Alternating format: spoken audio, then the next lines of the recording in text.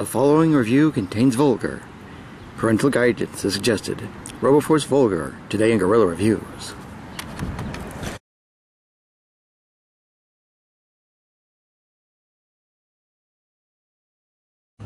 Yes, Vulgar here is part of the short-lived but surprisingly well-revered Roboforce line. Now, as opposed to 100, who is basically the robot second in command, depending on how you look at it, and also as opposed to a Cruel, which is basically just a silent henchman, Vulgar here was something strange, because basically he was a mix of technology and evil magic. But basically, well, according to the bio, the impression I get, well, if you ever play a Warhammer 40K, you kind of get the impression that this character is kind of like one of the Horned Berserkers. Basically just doesn't care about anything about destruction. Which is odd, parallel to draw, but kind of fits. Now, one of the line-wide features that unfortunately I can't demonstrate here because this surface is flat is that he does have a sort of suction cup base. One of the others that I can, however, is the sort of crushing arm action. You come up from here, press this little button. Here now, get this in a better way, and there we go. Yeah, it's more of a sort of a hugging action, I realize, but hey, it was something. And this one still works. That's the amazing thing. Also, he did have a weapon, this sort of mace. They call it a mace blaster. I don't really know how it would work as a blaster, but oh well. It can fit in two slots. It can fit in here on the hand or inside the hand here to make it look like he's holding it, roughly. Also, this part right here is supposed to be some sort of drill.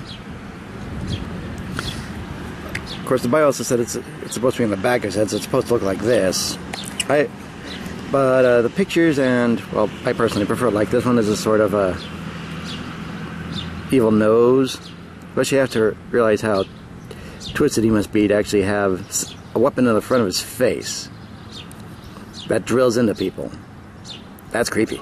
Now, another thing I should mention, although it's fairly common nowadays, in fact extremely common, but with the Roboforce line, Vulgar's head actually rotated. Most of the heads didn't do that. Yeah, I know it's not exactly a thrilling thing to do, but that's something that he could do, if that excites you. As for additional articulations, you know, the arms, well, I could do a full 360, but that might damage something. His waist, however, can definitely do a 360. And, yeah, the rotating head again. So not much, but you still had to rely a little bit on your imagination in the 80s. I know because I used to have a Sentinel, and that required a lot of imagination. Also a lot of glue because I kind of broke a lot of parts on them.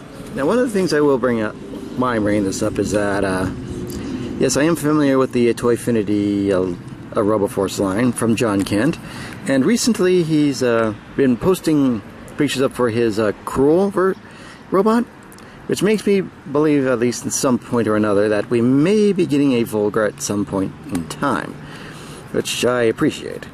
I don't know exactly what kind of parts it will require, if any, but I do know that a gray and maroon robot will definitely, with these squinty little eyes, would definitely please me. But I imagine that'd probably be some part off. Although he has, John Kent has mentioned something about the mystery modules being in from the mechanics from the mechanicals from the production series. So imagine they're being stress tested right now. So I imagine we'll get the first picks up once they've been properly tested, which is excellent. Well, that does it for this Guerrilla review. I am the Soot Wolf. This has been Roboforce Vulgar, and again I remind you all, free your mind, free your toys.